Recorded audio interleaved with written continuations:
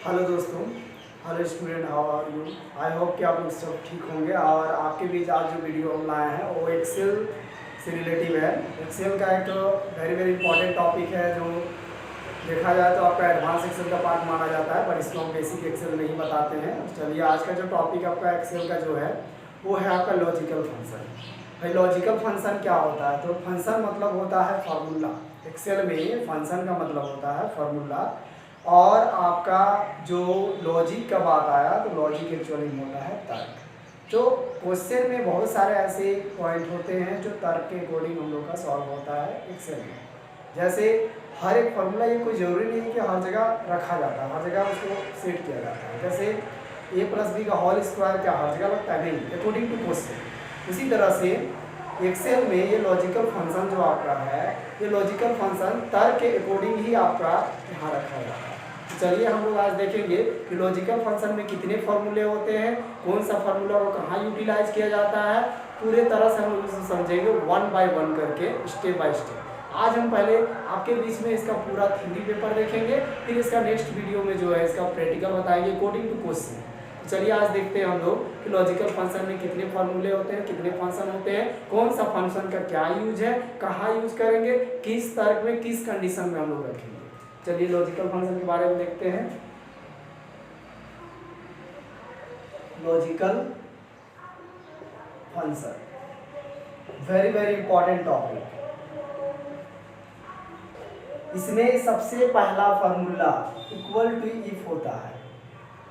इसमें सबसे पहला फार्मूला इक्वल टू इफ होता है। इफ मतलब यदि।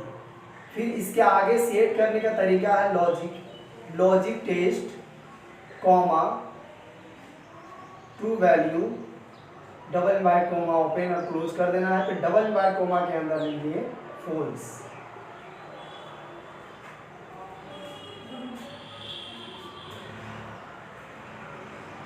If logic test true value comma false value double inverted comma close कर दिए।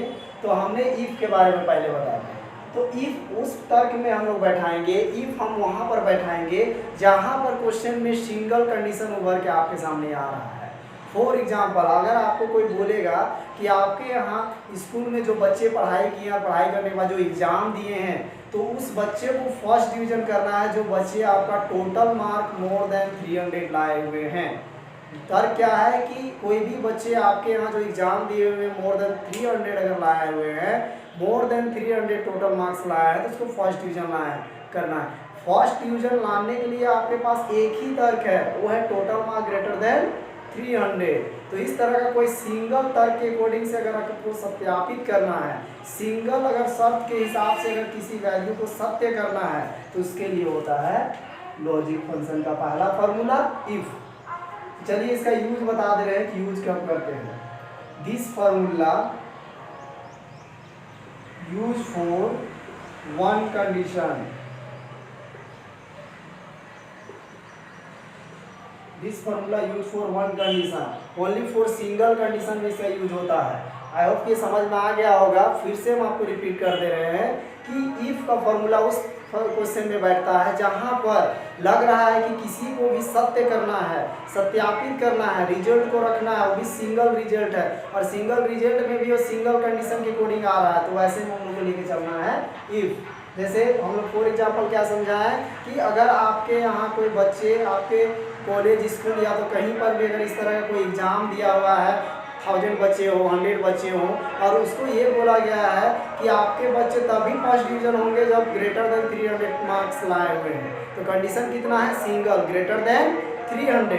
ऐसा नहीं बोला गया है कि मैथ में 99% और टोटल मार्क 300 दोनों होना चाहिए, ऐसा नहीं बोला है। बोला बस है हम अपने से क्वेश्चन कर रहे हैं कि मोर देन 300 अगर आपका टोटल मार्क्स लाया है तो फर्स्ट डिवीजन, सिंगल कंडीशन है। इस चलते यहाँ पर बैठेगा इफ का। दूसरा हम लोग आता है equal to if end. If end क्या होता है? यदि और, मतलब यहाँ पर सीधा समझ में आता है कि टू एंड मोर कंडीशन। इसको बैठाने का तरीका है first logic comma second logic test. First logic comma second logic test, bracket open हमने किसका किया? एंड का किया, इफ का भी बचा हुआ। तो यहाँ पर first logic comma second logic, यदि मेरा फर्स्ट लॉजिक एंड या सेकेंड लॉजिक, तो यहाँ पर हो जाएगा ट्रू वैल्यू, ट्रू वैल्यू ये। अदरवाइज मैं नीचे लिख दे रहा हूँ, उधर ये एडजस्ट नहीं हो रहा बोर्ड में, हालांकि इसी लाइन में होना चाहिए, फॉल्स वैल्यू। ये हमने क्या किया, if and first logic comma second logic comma double invert comma के अंदर ट्रू लिखिए। अगर मैं फर्स्ट और सेकेंड या मोर देन सारे लॉजिक अगर सत्य होते हैं तो ट्रू वैल्यू होना चाहिए। अगर सारे लॉजिक अगर सत्य नहीं होते हैं, ट्रू नहीं होते हैं, तो उसमें से जो फॉल्स होगा वो आपको डलाए। जैसे अगर मान के चलिए कि एक जॉब प्लेसमेंट आया है, उसमें कंडीशन रखा गया है, कंडीशन ये रखा गया है कि आपका जो है साइंस बैकग्राउंड का होना चाहिए, दूसरी बात मैथ होना चाहिए ऑनर्स पेपर, दो शर्त है और दोनों शर्त 100% होना चाहिए, तब आपको जॉब अप्लाई करना है। हमने क्या बोला कि यदि आपका पढ़ाई स्टडी जो हुआ है वो साइंस बैकग्राउंड का हो और आपका मैथ ही ऑनर्स होना चाहिए कंपलसरी, तभी ये जॉब को फॉलो कर सकते हैं। इस तरह का दो कंडीशन अगर रहे और दो से ज़्यादा कंडीशन रहे और दोनों से ज़्यादा कंडीशन जो भी है वो सही सही होना चाहिए। तो इस तरह का सही सही अगर सत्य करना हो, सारे लॉजिकल ट्रू होने वाला बात आती है, तो वैसे में आ जाता है इफ एंड। आया बात यहाँ पर इसका use, this formula use for two and more condition. हमने ये लिख भी दे रहे हैं कि उसका कब यूज करेंगे, दो से ज़्यादा कंडीशन अगर आपके पास आता है तब इसका यूज किया जाता है। तीसरा फॉर्मूला इफ नॉट होता है, सॉरी इफ और, यदि या मतलब या तो ये होगा या तो वो होगा, दोनों में से कोई भी होगा, उसको वैसे कंडीशन वैसे तर्क में आपको बैठाना है इफ और का फॉर्मूला। तो जैसे यहाँ लिख दिए first logic comma second logic test, bracket of close किए हमने और का, फिर यहाँ पर डबल इनवर्ट कॉमा के अंदर ट्रू वैल्यू कॉमा, मैं ऊपर वाला की तरह नीचे लिख दे रहा हूँ फॉल्स वैल्यू, हालांकि एक ही लाइन में होना चाहिए था फॉल्स वैल्यू। अब देखिए आपका बोला गया सपोज दैट कि मान के चलिए कि आप कहीं गए हुए हैं और ये कंडीशन रखा गया है कि आप लंच किए हैं कि नहीं, लंच किए हैं कि नहीं, या ब्रेकफास्ट किए हैं कि नहीं। तो ब्रेकफास्ट में आपको ऑप्शन रखा गया है कि आपके पास दो फल रखे गए हैं, एक मैंगो है और एक एप्पल है। बोला गया है ये दोनों में से कोई भी अगर आप खा लेते हैं तो आप ब्रेकफास्ट के गिनती पर्सन में आएंगे। हमने क्या बोला कि ब्रेकफास्ट का एक एग्जांपल लेते हैं कि आप कहीं गए हैं और आपके पास तर्क रखा गया, हमने समझाने के लिए बात किया कि दो फल रखे गए हैं, एप्पल और आपका मैंगो, और दोनों में से जो भी एक फल भी अगर खा लेते हैं तो आपको ब्रेकफास्ट कैटेगरी पर्सन में माना जाएगा। मतलब दो चीज़ है मगर दोनों में से कोई एक भी अगर आप काम करते हो तो आप उस कैटेगरी में आओगे। मीन्स दो से ज़्यादा तर्क रहेगा मगर उसमें से कोई एक तर्क भी अगर आपके सामने अगर ट्रू होता है, अगर इस तरह का कंडीशन, इस तरह का तर्क अगर आता है आपके पास, तो वैसे में हम लोग बैठाएंगे इफ और। फॉर एग्जाम्पल एक और बताते हैं कि आपका स्कूल में ये बोला गया कि उस बच्चे को फर्स्ट डिवीजन करना है जो टोटल मार्क 300 लाया हो या तो फिर मैथ में 99% प्लस लाया हो। अगर दोनों में से कोई या तो 300 या तो फिर 99 प्लस अगर मार्क्स मैथ में लाया हो, तो अगर दोनों में से अगर कोई भी अगर ट्रू होता है तो वैसे में उसको फर्स्ट करना है। अगर इस तरह का दो से ज़्यादा तर्क अगर आपके सामने आ रहा है और दोनों तर्क में से कोई भी अगर अचीव हो रहा है, इस तरह का कंडीशन में से आपको बैठेगा इफ और।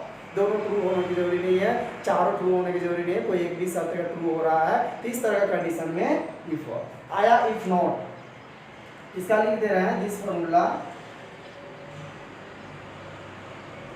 Use for two and more condition but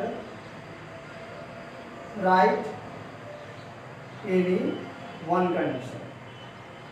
हमने क्या बोला कि दो से ज़्यादा कंडीशन रहेगा बट राइट आपका एनी वन कंडीशन। चलिए आगे एक और फॉर्मूला इसमें बचा हुआ है, इसके बारे में हम लोग पहले देखते हैं और आगे क्या है नहीं है। आगे बचा हुआ equal to if not logic test logic test, फिर यहाँ पर false value, double invert comma के अंदर false value, double invert comma, फिर यहाँ पर हमने लिख दिया ट्रू वैल्यू। इसमें आप एक चीज ध्यान दीजिएगा, बाकी जितने भी हम लॉजिकल वैल्यू लिखे हैं, जितने भी लॉजिकल फार्मूला पुट किए, उसमें सबसे पहले ट्रू लिखवाना है और बाद में फॉल्स लिखवाना है। मगर इसमें क्या किए हमने, यहाँ पर पहले हम आपको फॉल्स लिखा है, बाद में ट्रू लिखवाना है। इस फार्मूला का यूज कब होता है, पहले ये क्लियर करते हैं। इस फार्मूला का यूज वैसे सेंटेंस, वैसे तर्क में होता है जहाँ पर नेगेटिव पॉइंट जनरेट किया जा रहा है। जैसे बोला जाए कि यदि आप टोटल मार्क्स अगर 300 नहीं लाते हो तो फेल हो जाओगे, दैट्स मीन्स लॉजिकल जो आपका कंडीशन बैठ रहा है वो नेगेटिव पॉइंट की ओर ले जा रहा है। जैसे अगर मान के चलिए आपको फिर से बोला गया कि यदि आपका साइंस बैकग्राउंड ना हो तो आप इस फॉर्म को अप्लाई नहीं कर पाओगे। मतलब नेगेटिव पॉइंट क्या है कि यदि आपका साइंस बैकग्राउंड का ना हो तो आप इस पॉइंट को अप्लाई नहीं कर सकते हो। तो इस तरह का नेगेटिव सेंटेंस जहाँ भी जनरेट हो रही है तो सारे क्वेश्चन, सारे तर्क में आपका इफ नॉट का फॉर्मूला डाला जाए। तो चलिए इसका यूज हम लिख दे रहे हैं, this formula use for negative condition only. मतलब ये नेगेटिव कंडीशन के लिए ही बना हुआ है। इस फॉर्मूला को, इस तर्क जो बनाया गया है स्पेशल नेगेटिव सेंटेंस को ही प्रूव करने के लिए किया गया है। चलिए तो इसका प्रैक्टिकल जो है हम लोग क्वेश्चन की और जाएंगे। क्वेश्चन हम लोग नेक्स्ट वीडियो में देखेंगे इसका 1 बाय 1 करके सिस्टम में। और आपसे रिक्वेस्ट है कि मेरे चैनल को सब्सक्राइब कीजिए, लाइक कीजिए और ज़्यादा से ज़्यादा शेयर कीजिए। और जो भी डाउट हो, और इससे पहले का वीडियो में देखिएगा कमेंट नहीं खुल रहा था, और कमेंट के लिए हमने ये किए हैं, कमेंट खुल रहा है। जो भी डाउट होता है, किसी तरह कोई परेशानी है, कमेंट बॉक्स में डाल सकते हैं। या जो भी हमारे यहाँ के बच्चे हैं, स्टूडेंट्स हैं, लोग से रिक्वेस्ट है कि किसी तरह कोई परेशानी हो, क्लियर समझ में नहीं आ रहा है तो रिक्वेस्ट करेंगे कि आप by call, by message group में आप डाल सकते हैं जो परेशानी है, ताकि हम आने वाला नेक्स्ट वीडियो में हम क्लियर कर पाएँ इस चीज़ को। चलिए इतना, आज के लिए इतना ही। धन्यवाद।